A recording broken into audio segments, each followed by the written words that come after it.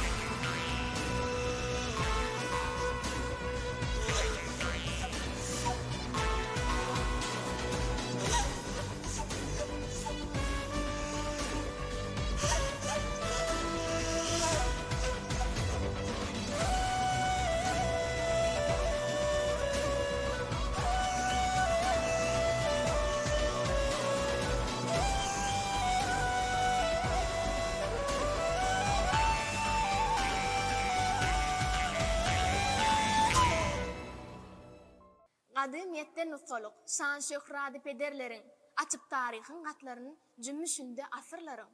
Parahatlygyň darapy, dowamat nesilleriň kulli elimi ıgrardyr. Tepkitleriň, yetenleriň, galkyny watan gülle ýurdum dowam neslimiz arkada serdarly ýurtda şu milletiň nesli. Arkada taglimi beýik görülgen, berkararlyk binýatdyr görülgen, ýaş nesiller parahatlyk wekili, dialog parahatçylygyň kepili. Assalamu alaykum parahatçylygyň ýaş şaparlary atly akyl paýhas bäsleşiginde gatnaşyjylar.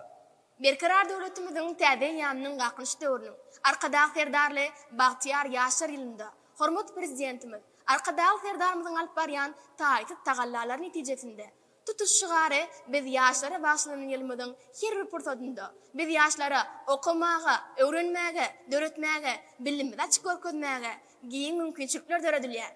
Ine şeýle mümkinçilikleriň biri hem parahatçylygyň ýaş şaparlar atly akyl paýhas bäsleşigidir.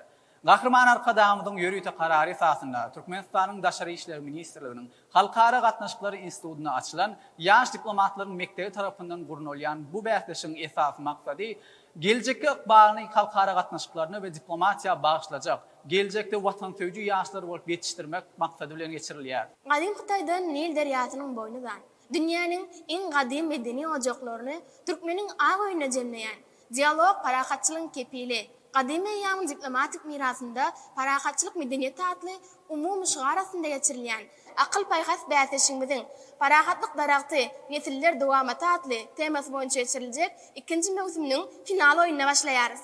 Akyl paýhas bäsleşigimiziň final oýunyna geçen ähli mendillerden üstünlükli geçip öz ukyp başlanıklaryny görkezden ýaş şaparlarymyz öz aralaryna bäsleşerler. Gelingini bolsa parahatçylyň ýaş şaparlary atly akyl paýhas bäsleşigimiziň final oýunyna gatnaşýan ýaş şaparlarymyz bilen tanyş bolalım.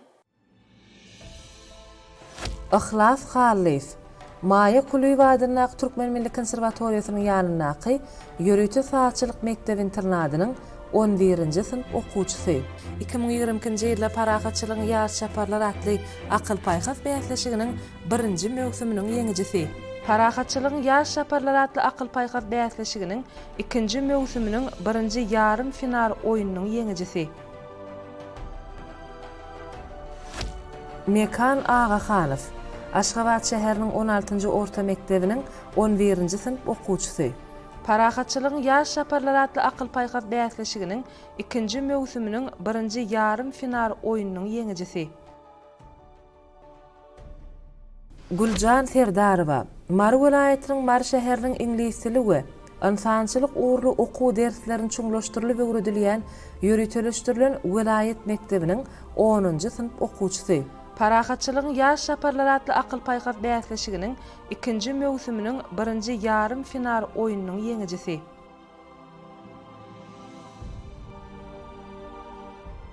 Anwar Bekmedow, Daşol welaýatynyň Daşol şäheriniň 24-nji orta mektebiniň 10-njy synp okuwçysy. Parahatçylygyň ýaş şaparlar adly akyl paýgat bäsleşiginiň 2-nji möwsüminiň 1-nji ýarym final oýunynyň ýeňijisi. Dawud Gederew, Mar welaýatynyň Mar şäheriniň ingliz tili we insançylyk uğurly okuw derslerini çuňlaşdyrylyp öwredilýän ýöreteleşdirilen welaýat mektebiniň 11-nji synp okuwçysy. Parahatçylygyň ýaş şaparlar adly akyl paýgat bäsleşiginiň 2-nji möwsüminiň 2-nji ýarym final oýunynyň ýeňijisi. Döwletmurad Arazow, Aşgabat şäheriniň 86-njy ýöreteleşdirilen orta mektebiniň 11-nji synp okuwçysy. Parahatçylygyň ýaş şaparlar adly akyl paýgat bäsleşiginiň 2-nji möwsüminiň 2-nji ýarym final oýunynyň ýeňijisi. Aýgul Sehedowa, Mar welaýatynyň Sakarçag etrawynyňky daşary ýurt dillerine ýöreteleşdirilen 35-nji orta mektebiniň 10-njy synp okuwçysy. Parahatçylygyň ýaş şaparlar adly akyl paýgat bäsleşiginiň 2-nji möwsüminiň 2-nji ýarym final oýunynyň ýeňijisi. Azat Aman Sehedow, Mar welaýatynyň Sakarçag etrawynyň Şatlyk şäherindäki takyk we tebiği uğurlardan ýöreteleşdirilen 43-nji orta mektebiniň 10-njy synp okuwçysy. Parahatçylygyň ýaş şaparlar adly akyl paýgat bäsleşiginiň 2-nji möwsüminiň 2-nji ýarym final oýunynyň ýeňijisi. Oğuz ýoly müň ýyllyklara dowam. Oğuz ýoly agzy birligi rowan. Senasy dillerde ýanglanýa öwran. Oğuz ýaý adalatyň kemany. Oğuz okuy parahatlyk kelamy. Ýaý başdyr okuy ilçi oğuzyň. Pendi kem bolmasyn dağdan dogumyň. Ata baba peltepesi kowumyň. Oğuz ýaý adalatyň kemany. Oğuz okuy parahatlyk kelamy. Oklar jem bolanna hergi döwülmez. Bütewlük dünyadadır döwürlen. Agzy birlik nişanyna öwrülen. Oğuz ýaý adalatyň kemany. Oğuz okuy parahatlyk kelamy. Ýaýdan çykan oklar gaýtmaz garadan. Ok gulludur, hemrasydyr yaradan. Ulu sili bir agzy garadan. Oğuz ýaý adalatyň kemany. Oğuz okuy parahatlyk kelamy. İller ceviz bolsa maksatlar murad. Hak söýen kişiden galar ýagşy at. Himayet isläne çelgi güç kuwat. Oğuz ýaý adalatyň kemany. Oğuz okuy parahatlyk kelamy. Dessurdur gök bilen zemini bağlan. Siyasat köngüllüň küýsüňin aňlan. Ilahdan peşkeş üýtgüşük hal var. Oğuz ýaý adalatyň kemany. Oğuz okuy parahatlyk kelamy. Çawy ýayran ilim joşga galp bugün. Adyň zabit etmişdir törün kalplaryň dostlugyny eýledi.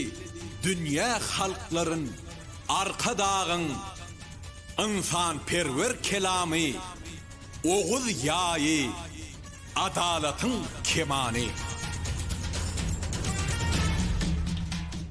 Hormatly bäsleşigimizde gatnaşylar, geliňini bolsa, bugünkü akıl paýhas bäsleşigimiziň final oýunyna adalatly eminlik etjek täkimdarlar geňeşi bilen tanyş bolalym. Sapar Berdiniýazow, Türkmenistanyň Daşary işler ministrliginiň Halkara gatnaşyklary institutynyň Halkara gatnaşyklary we diplomatiýa kafedrasynyň uly molimy, adatdan daşary we dowlat ýarlyçy. Begenç Karayev, Türkmenistanyň Daşary işler ministrliginiň Halkara gatnaşyklary institutynyň Halkara gatnaşyklary we diplomatiýa kafedrasynyň uly molimy, filosof ilimläriniň kandidaty. Ýazgylyç Orazgylyjew, Türkmenistanyň Ilmar Akademiýasynyň Matumulat Naqy Dil, Edebiýat we Milli Golýazmalar institutynyň baş ilmi işgäri, tarih ilimläriniň doktory, Iqtisad hyzmatdaşlyk guramasynyň tarih, medeniýet, edebiýat we şekillendiriş tanawaty ugru boýunça syýlagynyň eýesi. Hormatly täkimdarlar geňeşiň agdalary, sizi bäsleşigimizde hoş gördük. İlk bilen sizden bäsleşigimizde gatnaşjak ýaş şaparlarymyza uly üstünlikler ardy edip, olara beriljek soraklaryň jolaryny açyp bermeňizi uly hormat bilen haýyş edýäris.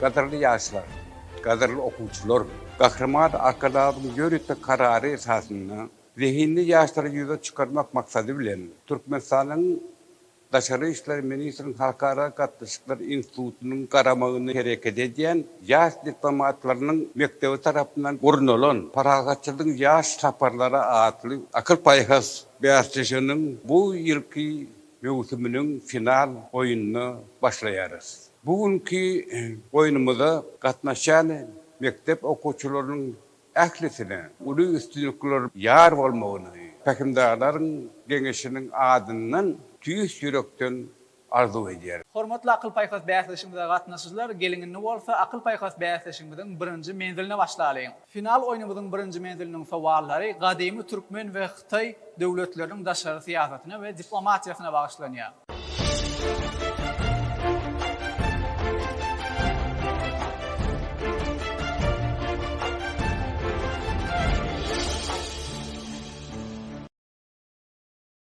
Akıl paýhas bäsleşigimiziň birinji menziliniň ilkinji sowalyna ihlas siz jogap berersiňiz. Eliňizdäki sowaly açyp bilersiňiz.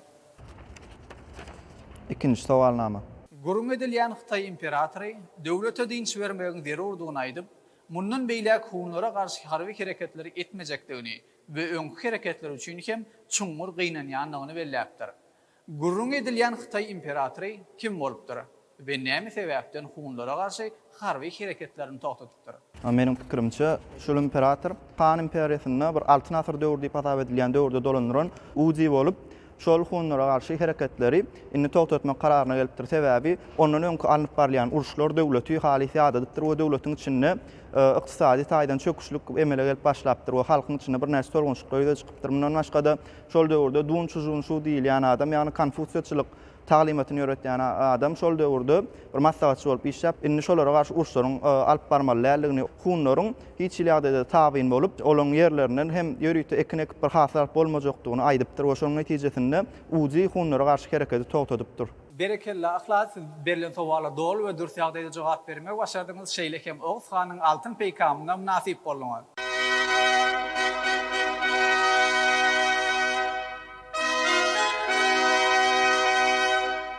Sowalnama 9.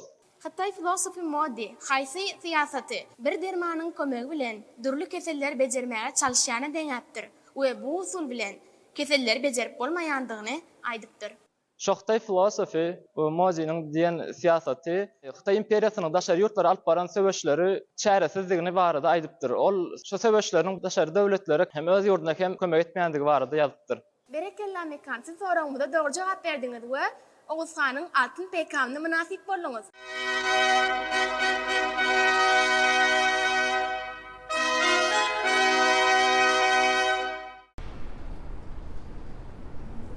Altyn sowalnama. Konfutsiy öz felsefesinde asylzady adam Siusunzi ilki bilen döwleti dolandyrmagy öwrenmeli diýipdir. İkinciden ol nämäni hukman öwrenmeli diýilip hasaplanypdyr.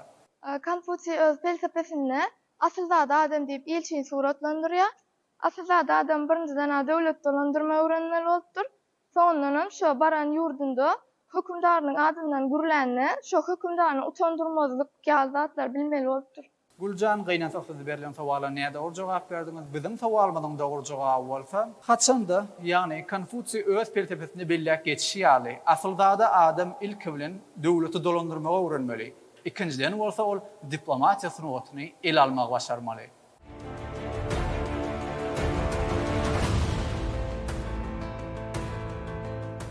Soğalnama 5. Şango döwründäki çeşmelerde paşalyklaryň arasynda gatnaşyklary sazlady. Hökümdarlary ýaranlyga birleşdirip diýilen jümleler bar. Bu jümleler haýsy wekiller barada aýdylypdyr. Şango döwründe Çujowanyny bir näçe yaralar gerek bolupdyr. Yaralar bilen şertnamalar baglaşmak üçin bolsa, ilçileriň, ýani köşk emeldarlaryny ilçiler goýup berilipdir. Begzadalardan şahzadalar. Anwar gynansak da siziň jogabyň näde dogry? 5-nji soragyň dogry jogaby. Şango döwründe bilimli halkyň arasynda ýürüýte gepleşiklerden alalaşyk baglaşmakdan baş çykarýan gatlak kemale gelipdir. Olar paşalyklaryň hökümdarlaryna öz hyzmatlaryny hödürläpdirler. Olaryň ökdeleri we alalaşyk gazanyp bilenleri barada şeýle jümleler çeşmelerde saklanyp galypdyr. Soğalnama 3. Biziň eýýamyzdan öňki 681-nji ýylda Si hökümdary Huanggun gadymy Hytaýda döwletleriň bileleşiginiň täze görnüşini döretmegiň başyna başlaýar. Bunu nähili bileleş? Si hökümdary özüniň goňşy döwletlerini basyp almak üçin özüniň goňşy döwletleriniň aňyrsyna yerleşen, ýani özünden daşda yerleşen döwletlerle alalaşyk baglaşýar, ýani şolarla bileleşýär-de goňşy döwletlerine zarar görýär. Dawud gynansak sizi berilen sowala näde o jogap berdiňiz? Biziň sowalymyzyň dogry jogaby bolsa, bu täze birleşen döwletleri asmanyň ogluny garşy garaşsyz diýen ýaly hereket edipdirler. Bu birleşen ady günnägor döwletleriniň birleşigi bolupdyr ýar. Si hökümdary Huanggun 40 ýylyň dowamyna günnägor birleşiginiň baştany bolupdyr. Birinci soğalnama. Tata için täze Sin hökümdary Wanman Hun kanalyna berilen öňkü mehuri täzesi bilen çalşmak isläpdir. Iki mehuriň arasynda näme tapawut bolupdyr? Köni mehur bilen täze mehuryň çalşylanna täze mehurda hunlaryň häkimiyetiniň kemtidleriniň ýaly täze mehuryň ýüzünde bolsa Hun imperiýasynyň Sin hanedanynyň ýernäki mehur diýip atlandyrylmagy sebäpli täze berilen mehur köni berilen mehuryň çalşylyp hunlaryň Han imperiýasyna ýani Wanman imperatoryna bagladygyny alamaty bolupdyr. Hun hökümdar Şanýoýyň mehur diýip ýazylýar, täze mehurda bolsa da Şanýoýyň Sin hanedanynyň ýeriniň mehur diýip atlandyrylýar. Berekella döwlet Murat, siz soraňyzda dogry jogap berdiňiz we Oğuz Hanyň altyn peýkamyna münasip boldyňyz.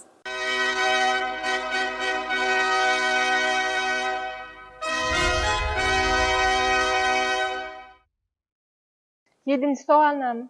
Gadymy Hytaýda hökümdaryň mejlisinde kabul edilen ilçiniň usatlygyny bilmek üçin hökümdar ilçi bilen nähili bäsleşip gurapdyr. Menim pikirimçe şonda ilçiniň usatlygyny bilmek üçin mejliste hökümdar ilçiniň dile çeperligini barlamak üçin, söz döýüşini barlamak üçin ilçileriň arasynda ýürüýte bäsleşikler gurnapdyr. Ýani nähili gürlüýär, dile çepermi, dile barmadygyny bilmeklik üçin. Berekella Aygul siz berilen sowala dogry we takyk ýagdaýda jogap bermegi başardyňyz şeýle hem Oğuz Hanyň altyn peýkamyna münasip boldyňyz.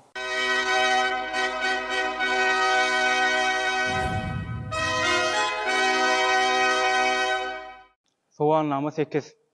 Şango döwründe hökümdarlaryň köşünde ýöýşi wezipesi bolupdyr. Ýöýşiler diplomatik gepleşiklerde haýsy wezipany ýerine ýetiripdirler? Ýöýşi wezipesi olna diplomatiýada şo garşy tarabyň diplomatik gepleşiklerde ondan söz öwrenmek, ýagny maglumat çöplemek. Goňşy döwletiň nähili derejede digini ýa-da harby güýjüni ýa-da içerik siýasatyna diýişli maglumatlar çöplemek ýöýşiň wezipesi bolup durýardy. Ýagny döwletiň ýagdaýyny bilmek. Adat siz soragyna dogry jogap berdiňiz. Biziň 8-nji soramyzyň dogry jogaby ýöýşiler diplomatik gepleşiklerde gepleşigi dogry ýazga geçirme bolupdyrlar. Şonlukda olar kätiliň wezipesini ýerine ýetiripdirler. Hormatly Bakıl Paýhas bäsleşiginde gatnaşypdylar. Biz bäsleşigimiziň birinji menzilini jemleýäris.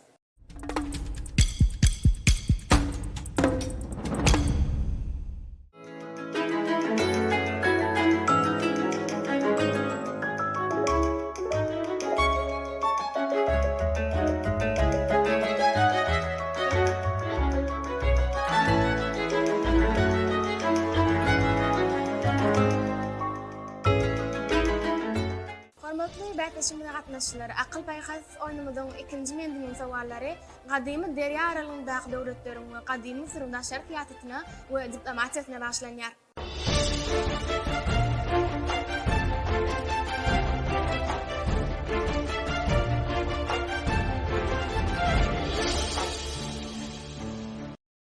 Ihlas, ikinji mendilmediň birinji soragyny açyp bilersiňiz. 13-nji soraw. Hiyet hükümdarları elçilerin üstü bilen sowgat aşypdyrlar. Hattusyly birinciň döwründe Tikunaya paşalygy özüniň Hattusyly birinjiä taýindygyny görkezýän nähil sowgat uradypdyr. Het paşasy Hattusyly birinji Tikunaya özüniň taýindygy hökmüni at arabasyny şoňa sowgat hökmüne beripdir. Berekella Ihlas, siziň jogabyňyz dogry. Siz Oğuz Hanyň altyn peýgamyna münasip boldyňyz.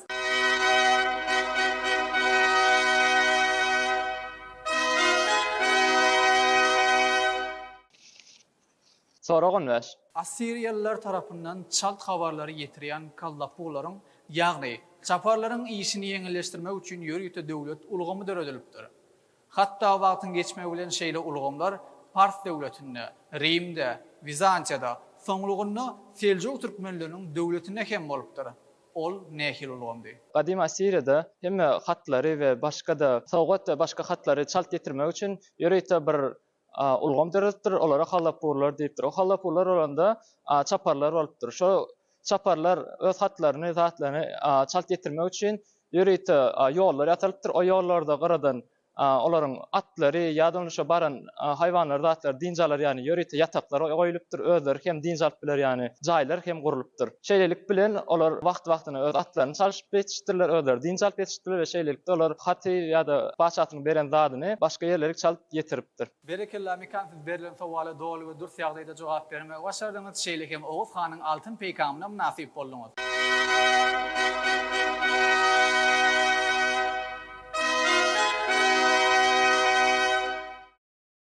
Onun soğannama.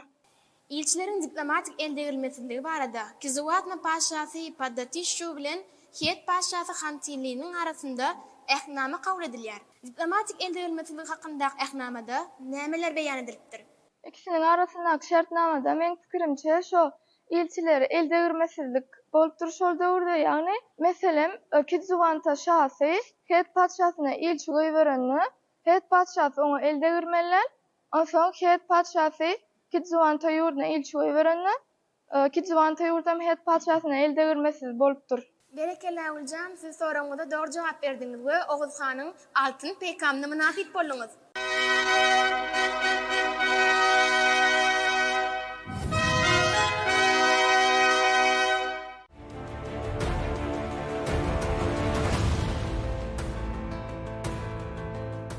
Soalnama 18. Näme sebäpden? Amenhotep 3-nji Kadaşman Enlil 1-njiň Zakara atly ugradan elçisine närazy bolupdyr. Mısır'ın paşası Amenhotep 3 Kadaşman Enlil'in Zakara atly elçisinden närazy bolmagynyň sebäbi onuň närazylygyny bildirip, şol döwürde esasen bilişimiz ýaly diplomatiýada esas sowgat alşyp-berişmek bolupdyr. Amenhotep 3 hem Kadaşman Enlil'den garaşýan sowgatyny alyp bilmediği üçin ýagny şol döwürde beýleki döwletiň bir döwletine sowgat alşmagy öz ýerli ilatda ýok sowgatlar almak we dogan garyndaşlygy berkitmek üçin berilipdir. Ýa-da ikinji sebäbi bolsa Kadaşman Enlil'in Amenhotep'iň ýazan hatyndaky sözler bilen onuň aýdýan sözleriniň gawat gelmezligindedir. Anwar siz berilen sowala näme dogry jogap berdiňiz? Biziň sowalymyzyň dogry jogaby bolsa, Amenhotep 3-nji özüniň ýazan hatynda sen şundan başga maňa iýberer ýaly elçi tapmadyňmy? Meniň ýanyma näme üçin elçi edip eşek çopanyny iýberdiň diýip hat ýolapdyr. Bu bolsa Amenhotep 3-njiniň ýanyna iýberilen Kadaşman Enlil 1-njiň Zakara atly uradan elçisiniň ussatlygynyň ýagny sowgatsyzlygynyň ibarat bolupdyr. 17-nji soalnama. Gadim döwürde döwletleriň arasynda alınıp barilen diplomatik gatnaşyklarda uradylan sowgatyň möçberinde ýerine sowgat uratmaly bolupdyr. Assiriýanyň beýlek döwletleri aýratyn hem Misir döwletine uradan sowgatlarynyň biri bolan bu gutuda ýerleşdirilen daş özüniň gymmatlygy bilen tapawutlanypdyr. Gurrun edilýän bu gymmat bahaly sowgat näme? Menim pikirimçe bu soragyň jogaby lazurit. Murdalar gutyny getirin. Tuda görüşmek ýaly gurrun edilýän bu gymmat bahaly sowgat lazurit taşy. Şeýlelikde Dawud siz biziň soragyňyza dogry jogap berdiňiz we Oğuz Hanyň altyn peýgamyna münasip boldyňyz.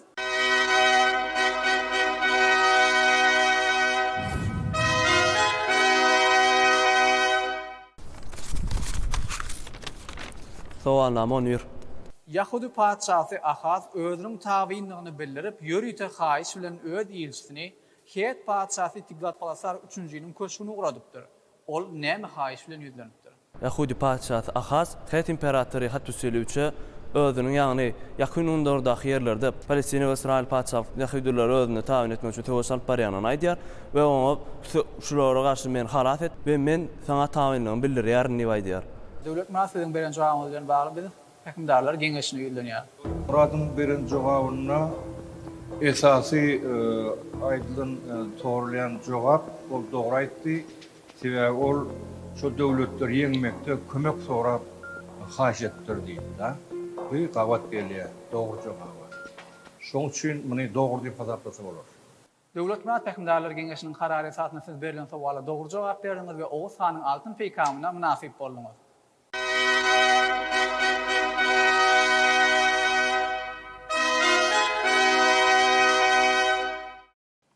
Soğannama. Gurrunga dilýän bu ilçi Burna bir ýaşyň ilçisi bolup, ol Amenhatep 4-nji köşküni guradylypdyr. Bu ilçi geografiýadan gowy baş çykaranlyk sebäpli gysga ýollary hem bilip, uguradylan ýere ören çatlyk bilen barmagy başarypdyr. Burna bir ýaşyň haýsy ilçi takynda gurrunga diýär.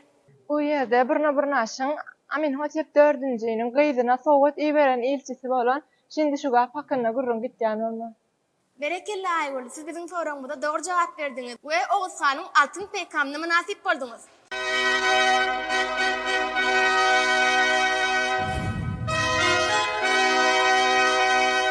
Soğannama 12. Naramsynyň şertnamasy adly diplomatik resmi nama, Akkad hökümdary Naramsynyň döwründäki diplomatik gulluk hakynda maglumat berýän wajyp çeşmedir. Şol resmi namada Naramsynyň elam döwletiniň hökümdarlarynyň biri bilen baglaşan şertnamasy hakynda maglumat berilýär. Sowal. Şol şertnamada elam hökümdarynyň haýsy sözleri bu resmi namanyň ulalaşykdygyny görkezýär. Akkad hökümdary Naramsyn ýörüýte ilçany gullugyna iýberýär. Elam padşahyň elam hökümdary onu iki döwletiň dostlugyny hakda özüniň dogan hukmuna barýar. İki tane döwletiň arasynda diplomatik gatnaşyklaryň ýoly boljagy hakda geçen. Berilen sowaly siziň beren jogabyňyz näde dogry? Biziň dogry jogabymyz bolsa, şertnamadaky Naramsynyň duşmanlary meniň duşmanymdyr. Naramsynyň dostlary meniň dostumdyr. Onun beren iýberen ähli sowatlary kabul edilendir diýen jümleler onuň ulalaşykdygyny ikrar edýär. Hormatly bätleşimde gatnaşylar, şeýlelik bilen biziň akyl paýhas bätleşimimiň ikinji mendeligi hem tamam boldy.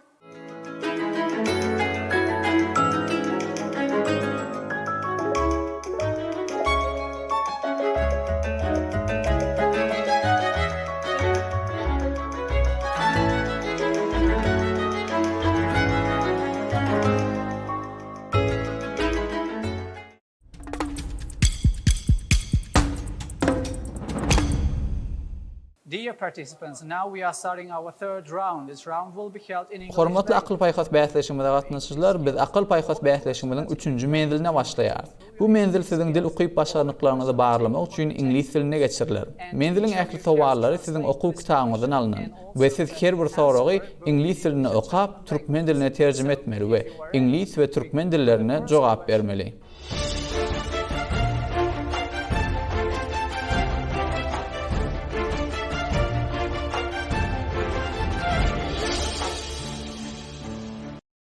So, dear participants, if you are ready, our first question goes to Ikhlas. Biziň ilkinji sowalymyz Ikhlas siz üçin niýetlenen. Question number 21. When Alexander the Great came to Bactria, what did the king of Khwarezm Farasman offer him? 21-nji sowalnama. Haçan Beyk Alexander Bactria gelenne Khwarezmyň padşahy Farasman oňa näme teklip edipdir?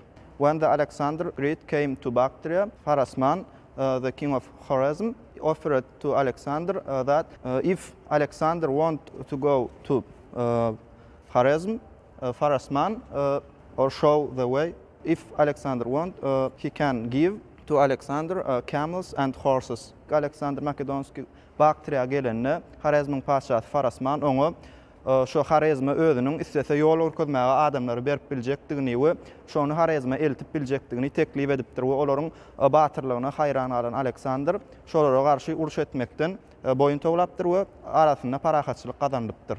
Congratulations, class. Your answer is correct, and you deserve the golden arrow Berekella of ahlas, Oğuzhan. siz soğalmada doğru cevap bermeye başardınız ve Oğuzhan'ın altın peykamına münasip boldunuz.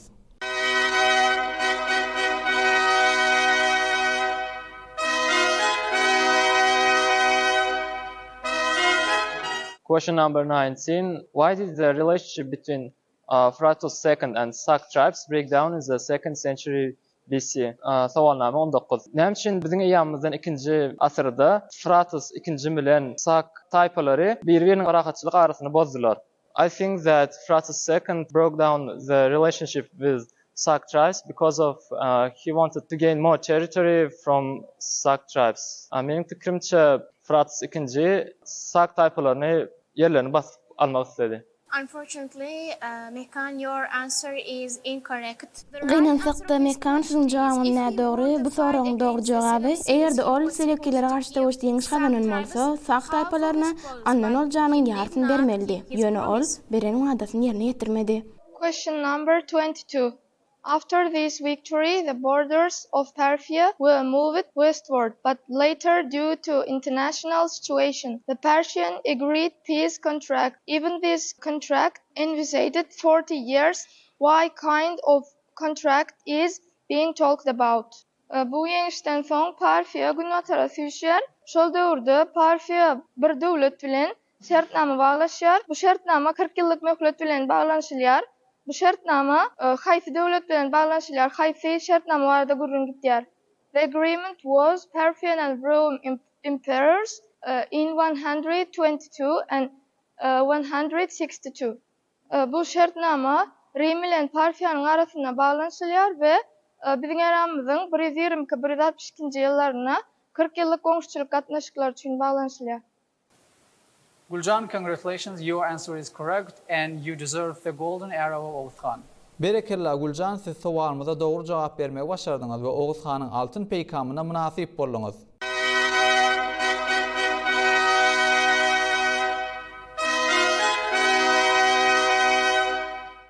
Question number 23. Which countries did the trade and routes go from Amul during the Kushan Empire? Haýsy döwlet öz däpde surlaryny Kushan imperiýasyna alyp gaýdy? Trade routes is Amul, went to Margiana, Nusoy, Merv, Konurgenç and Byzant Empire from Amul. Kuşanlaryň garamagynda bolan Amul medeniýetinden Xitaydan haritlar getirilip, şol ýerdäki halka we Iranda Sasaniler döwletiniň üstü bilen Bizantiýa imperiýasyna alınıp gedilipdir. Amuldan Xorezm, Margiana, Nusoya, Sasanilaryň üstü bilen bolsa Bizantiýa döwletine alınıp gedilipdir. Great job, Anwar. Your answer Tolem Anwar, siň jogabyň dogry. Siz Oğuzhanyň altyn peykamyna münasip bolýaňyz.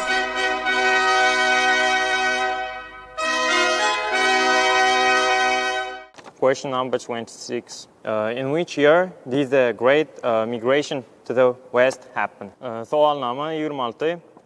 Haýsy ýylda Gunatara uly göçlük bolup geçdi? My answer is between 360 and 375. The Guns immigrated to the west. 360-370 ýyllar aralygynda Hunlaryň uly göçäwçiligi boldy Gunatara. Great job, Daud. Your answer is correct. Berekella Daud, siz soğalmada doğru cevap bermeye başardınız ve Oğuzhan'ın altın peykamına münasip boldunuz.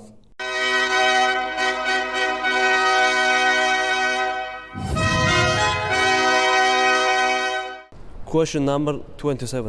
What kind of transcriptions did the historians leave about the Huns? 27. soğalnama. Tarihçiler Hunlar barada nähili aýtmalar belläp geçipdirler. Historians leave transcripts about Huns. It's kick out of Huns is possible, but beat them is a hard thing, but win against all of them is impossible. Belli tarihçilerin Hunlar barada belläp geçmegine görä Hunlary gowmak ýeňil, ýeňmek kyn derdan asla mümkin däldir. Well done, Dowlet Murad. Your answer is correct. Berekella Dowlet Murad, siň jogabyň dogry. Siz Oğuzhanyň altyn peykamyna münasip bolýaňyz.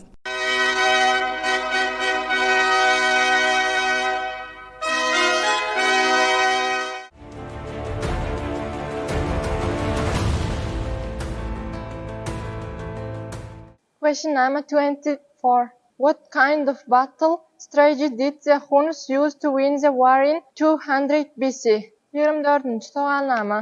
Hunlar biziň ýamyzdan 200-nji ýyllaky söwüşde ýeňmek üçin haýsy strategiýany ulantypdyrlar. They use a surrounding strategy in war in 200 BC. They divided to 4 parts. Biziň ýamyzdan 200-nji ýylda Pinçan söwüşinde hunlar karşı tarapy ýeňiş gazanmak üçin olary keçilip çöz etmeýän ýaldyryp goşun bäri görenden soň daşyndan her bir tarapdan 4 turtuşluk şekilde aylan gawa alypdyrlar, daşyndan gawa almak usuly. Great job, Aywul. Your answer is correct and you deserve the golden arrow. Berekelle Aywul, siz sowalymyza dogry jogap bermegi başardyňyz we Oğuz Hanyň altyn peýkamyna münasip bolmaňyz.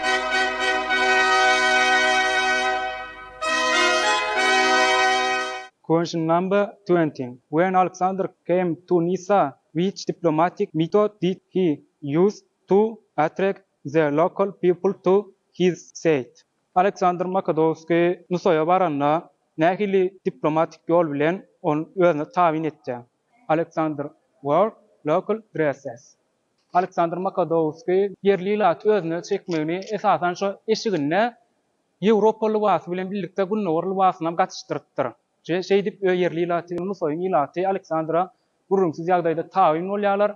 Well done, Adat. Your answer is correct. So you deserve the golden arrow. Berekelle Adat. Siziň jogabyňyz dogry. Siz Oğuz Hanyň altyn peýkamyna münasip boldyňyz.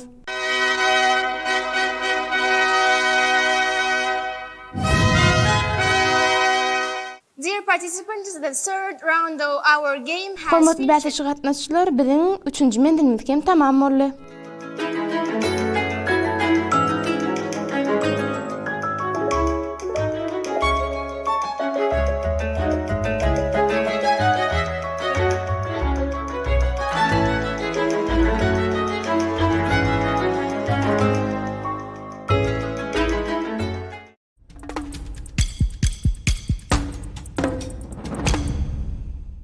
Hormatly bäsleşikde gatnaşçylar, biziň akıl paýhas bäsleşigimiň 4-nji mendiliň sowallary gadymy Hindistanyň daşary siýasatyna we diplomatiýasyna baglanýar.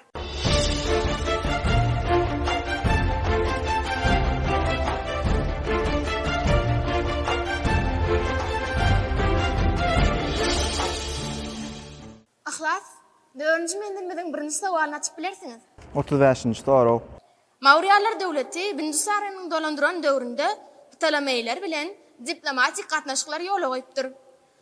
Bu gatnaşyklaryň ýola goýulmagyna haýsy ýagdaýlar sebäp bolupdyr? Şol döwürde Misir ýany Ptolemeylaryň dolandyran döwründe Misirden ýörüýte sewdagarlar Hindistana gelipdir we şu iki döwletiň arasynda sewda gatnaşyklary ýola goýulypdyr. Mundan başga şu Hindistan bilen Misiriň arasynda deňiz arkaly hem sewda gatnaşyklary ýola goýulypdyr. Şoň üstü bilen hem iki döwletiň arasynda diplomatik gatnaşyklar emele gelipdir. Berekelle ahlar, siz biziň soragyňyza dogry jogap berdiňiz we Oğuz Hanyň altyn peýkamyna münasip boldyňyz.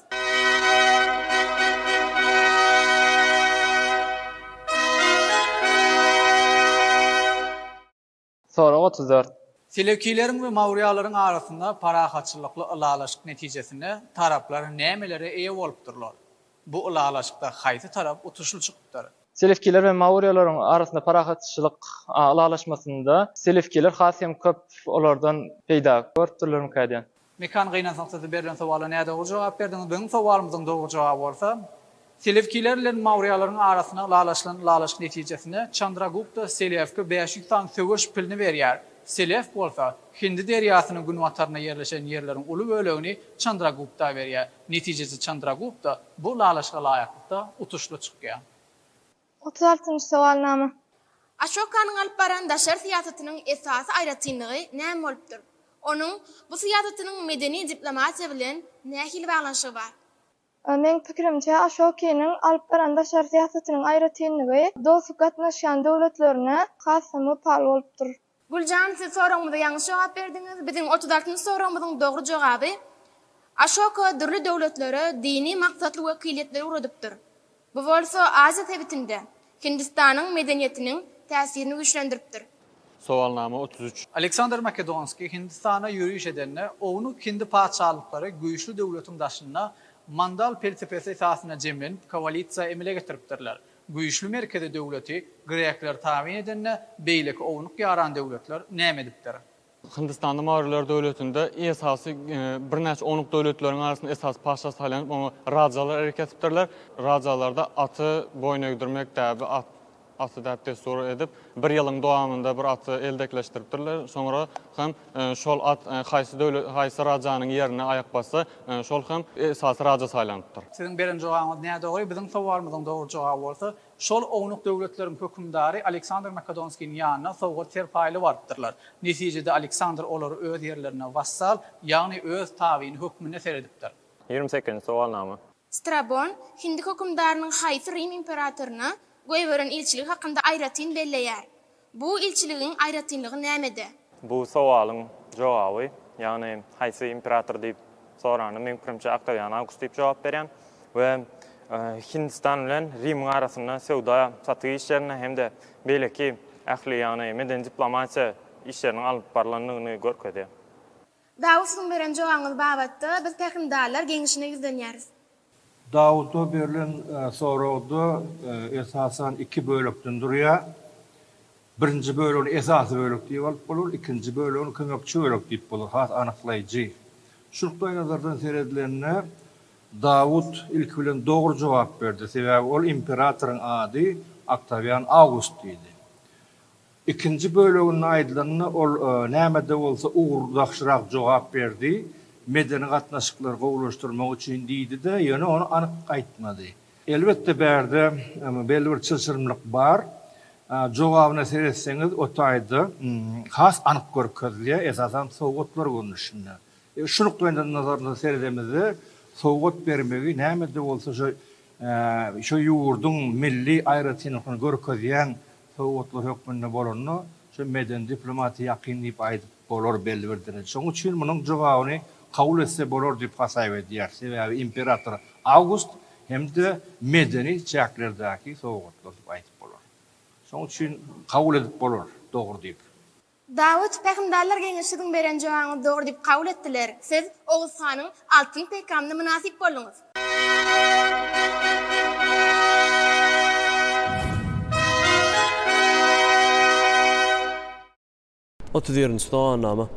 Qadymy Hindistana garşydaş döwletiň gizliň sirlerini öwrenmek üçin goýberýän jansızlar kimleriň keşfine şol döwlete aralyşypdyrlar. Garibadyň keşfine bolupdyr, öňeki rahat görnüşinde aralyşypdyrlar. Döwlet Murat, siz berilen sowala näde jogap berdiňiz? Biziň sowalymyzyň dogry jogaby bolsa, Qadim Hindistana garşydaş döwletiň gizliň sirlerini öwrenmek üçin goýberýän jansızlar esasan sowdagarlar, derwişler, gedaýlar, däliler, ziyaratçylar hökmüne aralyşypdyrlar. 32-nji sowalnama. Artgaşa streslerinde bellenýär. Alalaşyk baglaşmak teklibini haýsy tarap bermeli bolupdyr? Şol alalaşyklaryň görnüşlerini aýdyp berin. Artgaşa streslerine bellenýär. Iki döwlet alalaşyk baglaşjak bolanda, haýsy döwlet gowşarak döwlet bolsa, şol güýçli döwleti alalaşyk baglaşmagy teklip edipdirler. Şonda gowşak döwletler, güýçli döwletler alalaşyk baglaşany özleriniň güýçli döwlete garşy güýçli goşunlygyna majakdygyny, tölek talgydyny törejekdigini hem de ýerinden bir bölüp berjekdigini aýdypdyr. Berekelle aýgulsy biziň soramyza dogry jogap berdiňiz we Oğuz hanyň altyn peýgamberyna münasip boldyňyz.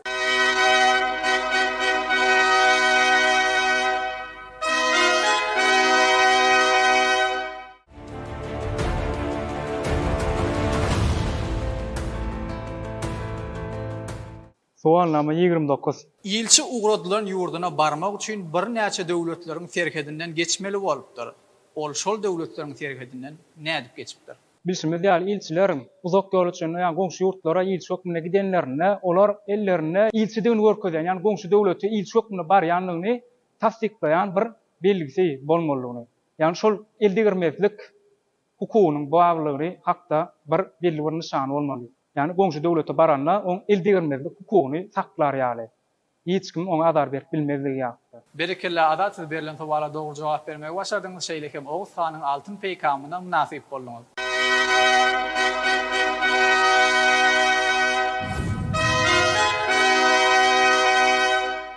Hormatly akyl paýhas bäsleşigimize gatnaşyjylar, ine şunuň bilen akyl paýhas bäsleşigimiziň 4-nji menzilini jemleýär.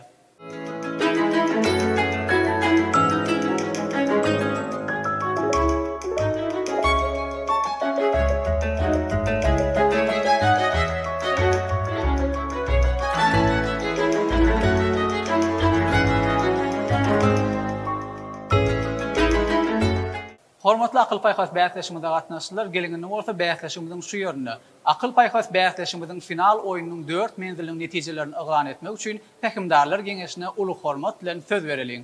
Hormatly okuwçylar, 4 menzilli 4 ok kazanan 2 sany okuwçy öňe çykdy. Ihlas Hadiyev ve Aygün Sahedev. Şol iki çaparımız baş bayrağını almak uğruna bäýatleşerler.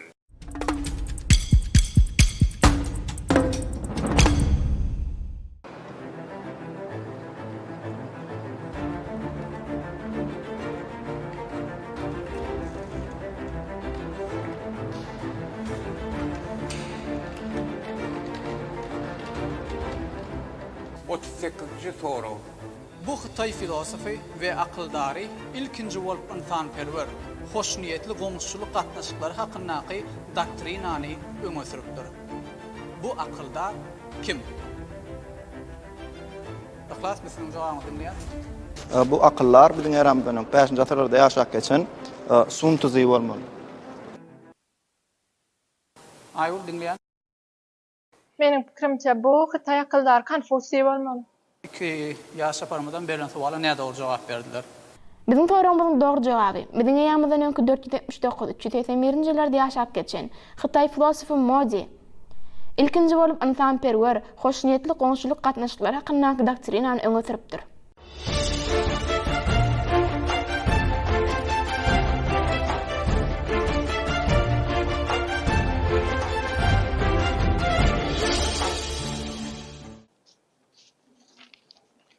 Sowalnama 45. Biziň eramyzdan öňkü 115-nji ýylda Udi Nira ilçilik ýollapdyr. Ol ilçiligiň maksady näme bolupdyr? Biziň eramyzdan öňkü 115-nji ýylda Udi usunlary ilçilik ýollaýar. Şol ilçiligiň maksady şolar bilen täze diplomatik gatnaşyklary ýola goýmak bolupdyr we ol şol ýerde täze şonuň netijesinde soňky ilçihanalaryň açylmagy hem yol berilipdir. Ya da bolmasa ol ýene-de şu Hindistan tarapa hem ilçi ýollapdyr. Ýöne ol Hindistana onuň ilçileri baryp ýetirmendir. Şol ýere ýürüş edende şonu da o günnäger döwletleri bilen gatnaşyklaryň açylmagyna mümkinçilik beripdir. Berekella ihlas, siz berilen suwala dogry jogap bermek başardyňyz. Şeýlekem Oğuz Hanyň altyn peýkamyna münasip boldyňyz.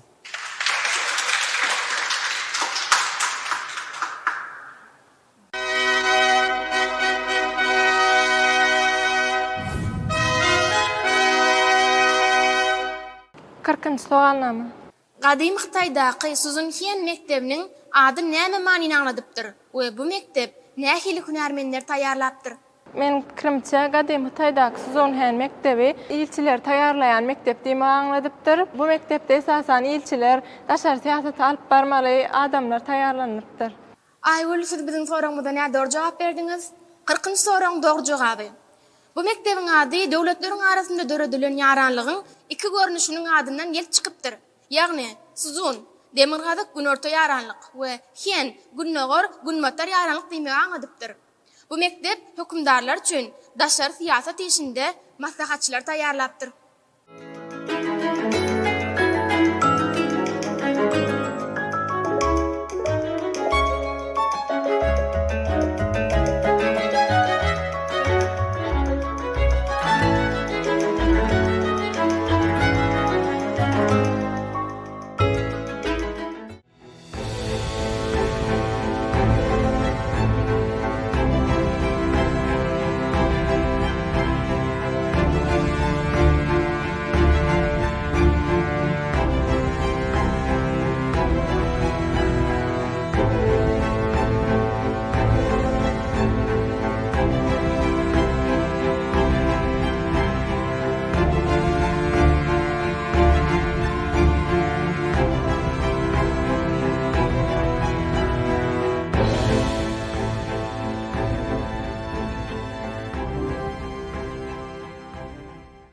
Hormatly bäsleşmede gatnaşyjylar, geliňinde bolsa bäsleşmediň şu ýerine türkmen diplomatiýasynyň milli nişanyny urulan Oğuz Hanyň altyn ýaýyny we peýkamyny galdyrmak desturuny geçireliň.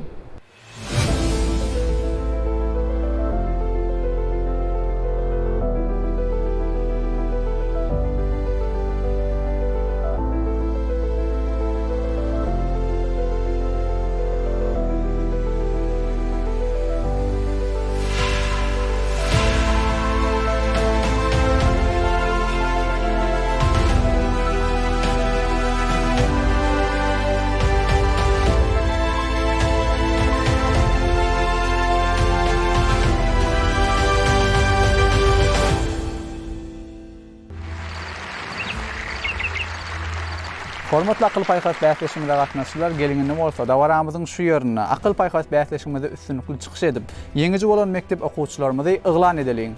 3-nji ýere münasip bolan okuwçylarymyzy sylamak üçin Aşgabat şäher halk maslahatynyň başlygy Gurban Ataýew şeýlekem Türkmenistanyň Senagatçylar we Telekeçiler partiýasynyň Aşgabat şäher komitetiniň başlygy Settar Settarow ulu hormat bilen tahnamda çagyralym.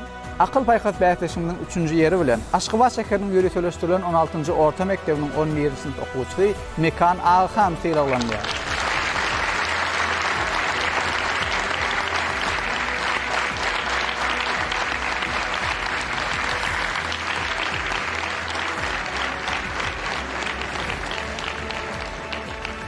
Şeýlekem Mar welaýatynyň Mar şäheriniň ingliz dili we insançylyk ugurly okuw dersleri çuňlaşdyrylyp öwredilýän ýöreteleşdirilen welaýat mektebiniň 11-nji sinip okuwçysy Guljan Serdarowa sylalanýar.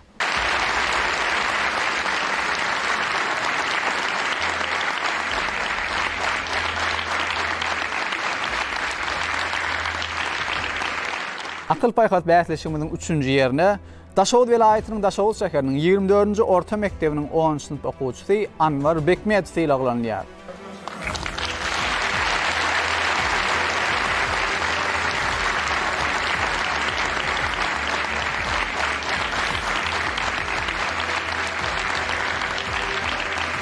Şeýlekem Mar welaýatynyň Takarçaýa trawynyň şäherindäki takyk we tebii ugurlardan ýöreteleşdirilen 43-nji orta mektebiniň 10-njy sinip okuwçysy Adat Amantakedow sylalanýar.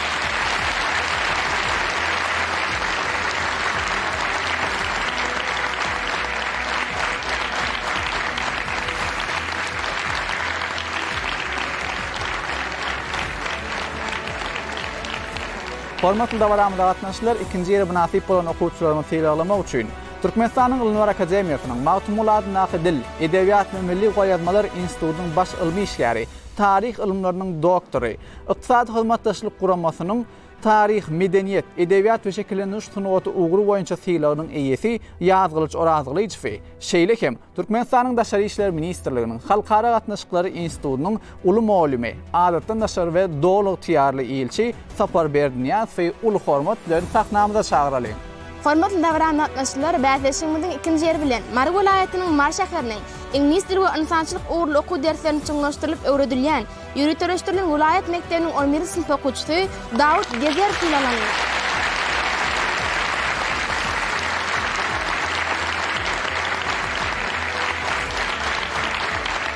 Şeýlekem Aşgabat şäheriniň 86-njy ýöreteleşdirilen orta mektebiniň 11-nji sinip okuwçysy Döwlet Murat Arazy sylalanýar.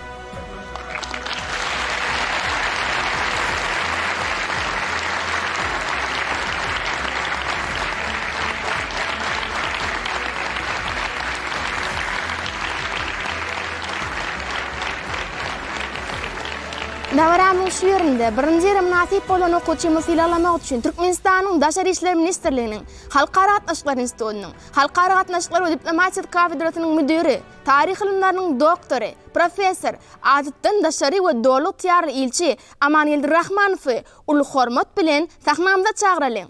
Hormatly dawran gatnaşyklary, parahatçylyň ýaş apalarat akıl paýhas bäsleşiminiň birinji oruny Mar welaýatynyň Takarçaýa trawynyň daşary ýurtlaryny ýöreteleşdirilen 35-nji orta mektebiniň 10-njy sinip okuwçysy Aýgul Takedowa münasip boldy.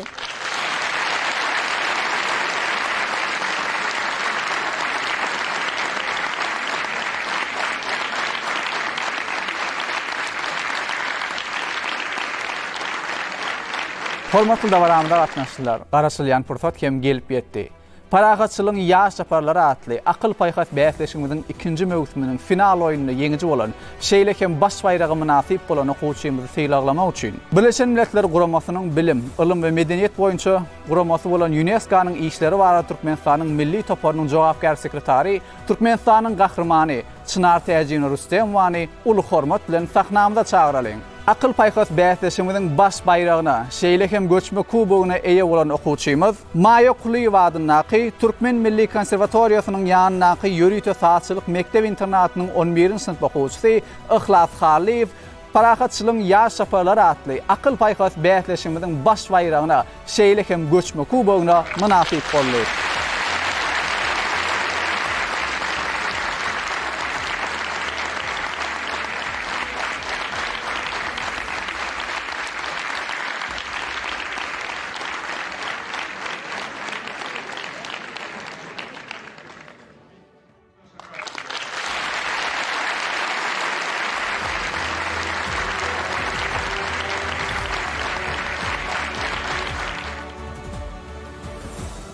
Bir näçe wezipeler öz öňünde goýýan şu taslama elbetde häzirki wagtda bütün ýurdumyzda bir öz bolşuluk goldawa eýe boldy.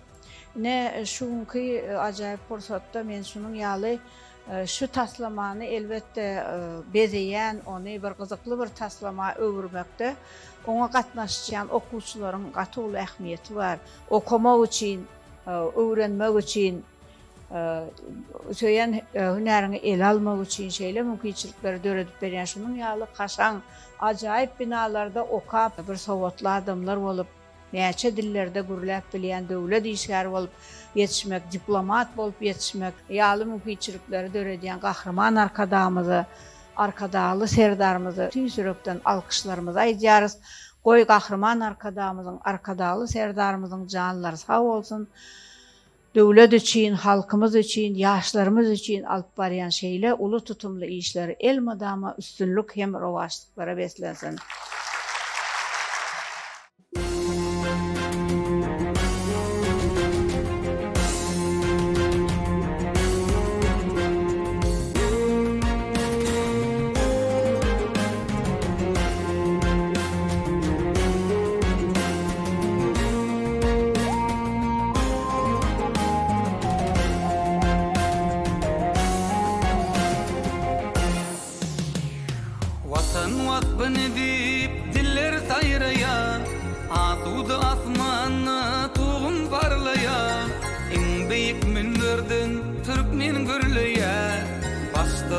Arkadağım yaşasın Dünyanın münverinden Türkmen gürlüye Başta durup arkadağım yaşasın Arkadağlı firdarımı yaşasın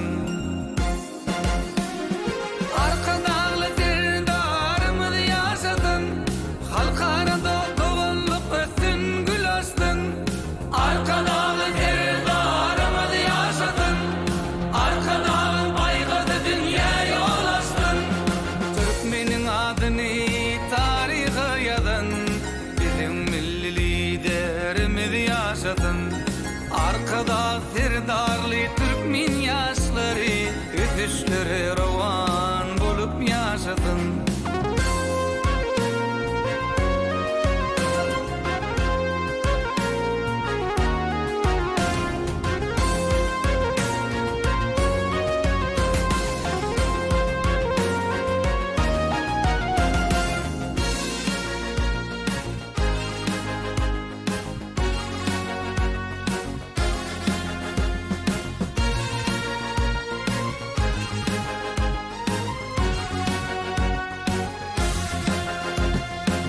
Yana uzuyar dostluğun yolu Geleceği belentlik toysağı soli Şeýle ulu bagty acab ykbaly Soğut berin arkadağım yaşasın Şeýle ulu bagty acab ykbaly Soğut berin arkadağım yaşasın Arkadağlı serdarymyz yaşasın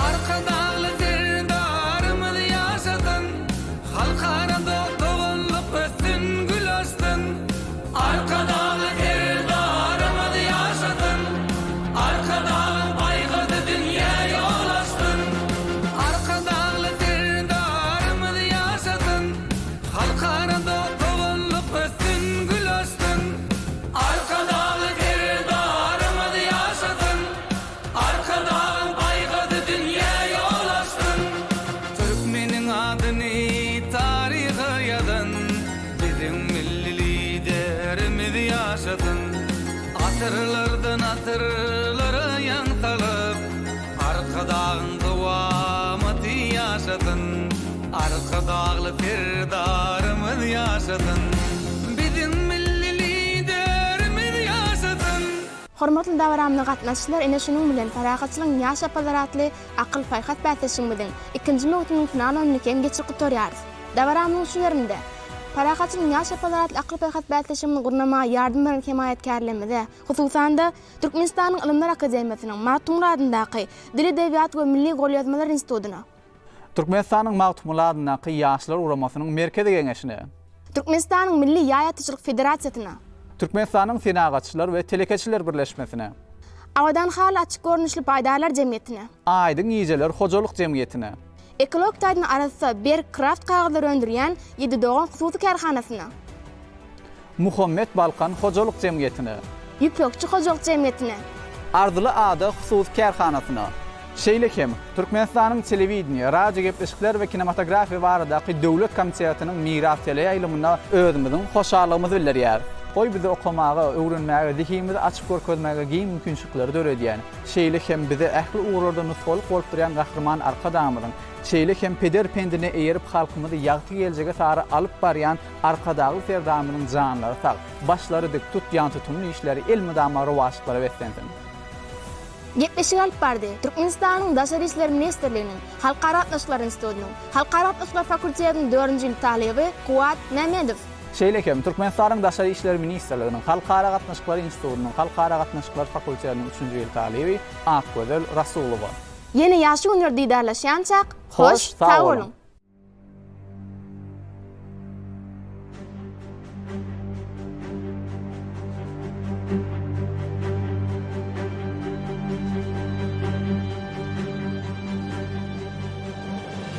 Arkada anamın bayda edinen, arkada pendini aydym edinen, düýünüň hikmetini erte yetiren nesiller bu, ak ýolları aşmaly. Bir karar watanyň alty ýaşary. Edenlidir, edermenler, erjeller, erdemlidir, eserdendir, ezverdir. Her birisi hubbul watan eskerdir, daşydyr öwrer, gojur güýçleri. Bir karar watanyň alty ýaşary. Boýsanjaň dağlardan howala yeter, şirin ähen kamil owaza yeter. Asyl ýollar herne dowama yeter, göge yetmän galmaz umyt kuşlary. Bir karar watanyň alty ýaşary. Belent maksat o sıçradyp görüşden, any her giz yere degmez görüşde.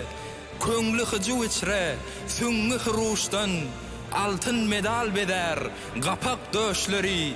Bir karar watanyň alty ýaşary. Köňül çuňun pynhan syroklan biler, umman düýbün oňa düroklan biler. Bir ygrar, bir ikrar, bir iqbal bilen hakykaty öwrer hyýal düşleri. Bir karar watanyň alty ýaşary. Şaryan ýaýrap, dünýäň almany öwrüne, ýagşyga ýar bolup, haýra höwrüge, şan getirer, diýaryna döwrüne, golunny eýýamyň beýik işleri. Bir karar watanyň alty ýaşary. Anam wusal tapar ıgrara gowşup, kökler çuňa uzar azgara gowşup, asmanyna zeminne aqbala gowşup, uzar barar çınar kibi ýaşlary. Bir karar watanyň alty ýaşary. Peder pentleriniň bir jaýy bilen, Hak sözün kalplarda yer jaýy bilen, halkyň arka dagly serdary bilen, Awraýyň owadan dağlar aşmasy. Bir karar watanyň alty ýaşary.